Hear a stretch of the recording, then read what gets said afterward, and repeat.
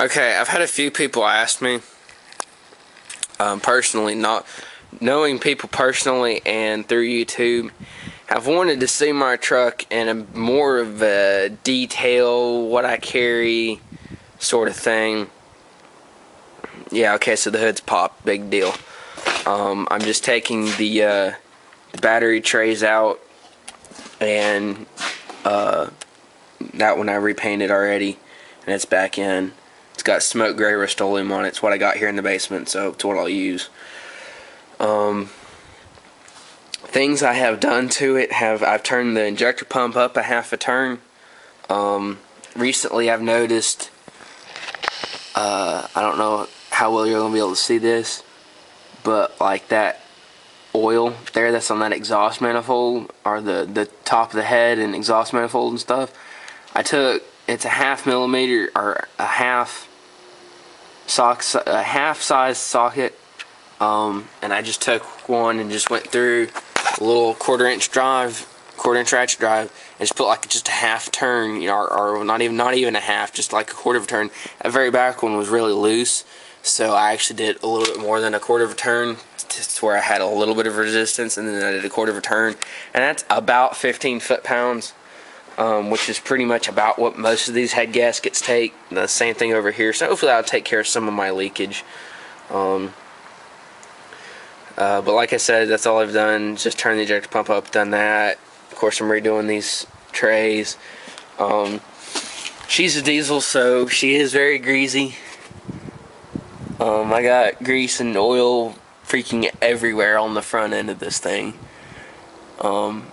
So yeah, got new ball joints on it, had to replace them. Actually, no. Okay, yeah, that is right side. Or the right side. So, yeah. That was a pain in the ass. Getting the camera caster reset, that was a real pain in the ass. Everything else is fine. That was a pain in the ass. So yeah. We'll do a little bit of a walk-around view. I've got a couple nicknames for her. The old girl is usually what I call her, or my truck, obviously. I do have a bed box. It is a shallow well. Some of y'all have seen it before, would know that this part is missing. It started leaking through the holes, and water was getting down in there. Of course, causing my tools to rust. And like the only rust really on this truck is right there, and it is eating away, but it's kind of slow. So it's not like it hasn't gone through yet, but it's getting there. I will take care of that eventually one of these days. It does have the Sterling 10 1/4 rear end, also known as the Ford 10 1/4. I've got my homemade mud flap, because I had mud just caked to the back of this all the time. It's helped.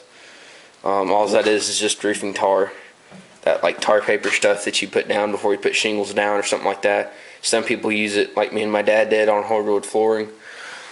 I don't have any broken leaf springs or nothing, but guys who have a heavy duty truck, do wash your suspension, otherwise they will start breaking. And it's not going to be nice. So, say 8-foot bed. I don't really have any tools in there right now. I need to do a review on this, guys. It's a 100-piece screwdriver set that I got on sale at Northern Tool. Many of y'all know that I'm a big fan of Northern Tools. Huge fan. Just a huge fan. And the windows, they're not peeling. The other side's peeling because the mirror's been hit multiple times. Mainly my dad, when he was driving it, every now and then we would collide. And that was when the mirrors were stuck out. Instead of being turned in, they were turned out and flipped around. So you can see they're over here. And the driver's side was getting hit. Anytime that there was somebody who had the same type of mirror, it's sticking out. I do have the hubcaps off of it right now. I do have them. It looks better. The truck looks technically better when they're there, but I broke one of them and I got a new one now, but I don't know. I just don't want to deal with it. The cab, I got a bench seat. Got that at Walmart for like $10. Instrument cluster. Tachometer. It lies a little bit. The tachometer does a up and down movement sometimes it doesn't. Sometimes it'll tell me I'm at 0 and I'm idling, or I'm at like 2 grand. That's what it was running at when I last ran it. A little bit below temperature wise than it normally runs. Oil pressure was fine. Battery, of course, it always goes returns. Fuel level, it says 3/4 of a tank, but it's actually 1/4 of a tank. Fuel gauge royally lies on the front tank especially. It'll go over to about right there for full. Full will be half. Quarter will be, or 3/4 of the tank will be 1/4, and half will be you're running on fumes, you need to get some fuel. Stick a 2 in front of that, and that's how many miles she has on her right now. So I have that other radio that y'all seen in the car in here. It just seems to work better. The radio that I had in here, which I need to do a review on it, or at least show it to you guys, works better in the car because I'm in the car all the time. Well, not all the time, but mostly. And all my music was on an SD card, and that other radio used SD cards. This one here just has an aux port CD player, and all the CDs I have are really old. It is a 5-speed ZF5. It's got the granny low first gear, so like going 15 miles an hour and I'm turning 3 grand. Shut the door so you don't have that annoying dinger. So yeah, and it is a diesel, so of course the motor's not going to go 6 grand, so 3 grand is a lot for a diesel. Some of your bigger diesel motors, when they're turning 3 grand, is where my 4 grand is. A lot of them, and sometimes some of them are even 2,500. Diesels don't like to go very fast, at least the motor spinning wise. Interior's in really good shape. There is some wear here where it's a little bit faded. This driver's seat's going to.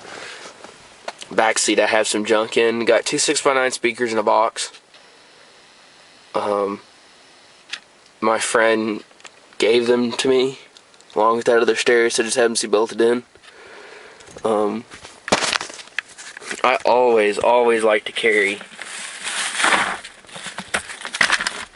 my manual to this truck. It's a Chilton's. I would always recommend a Chilton's.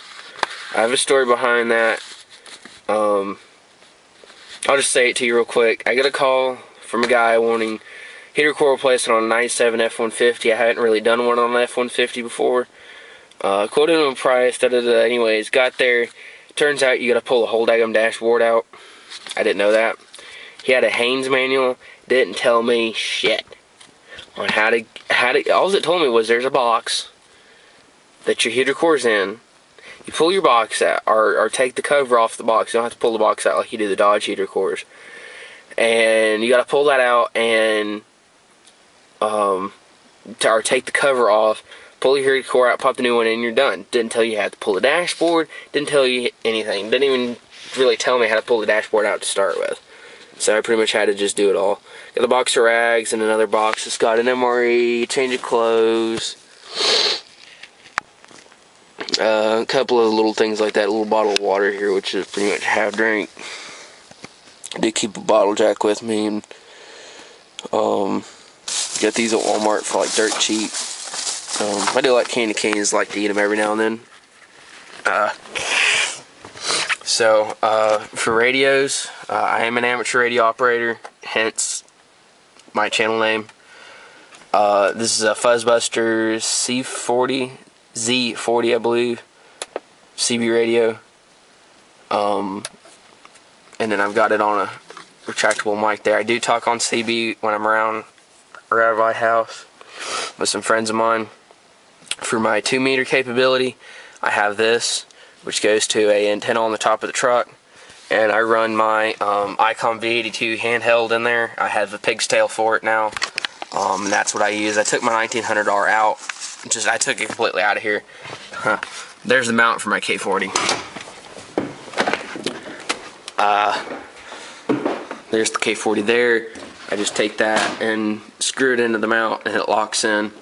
But that's the, it's just a quarter wave antenna. That's for my 2 meter.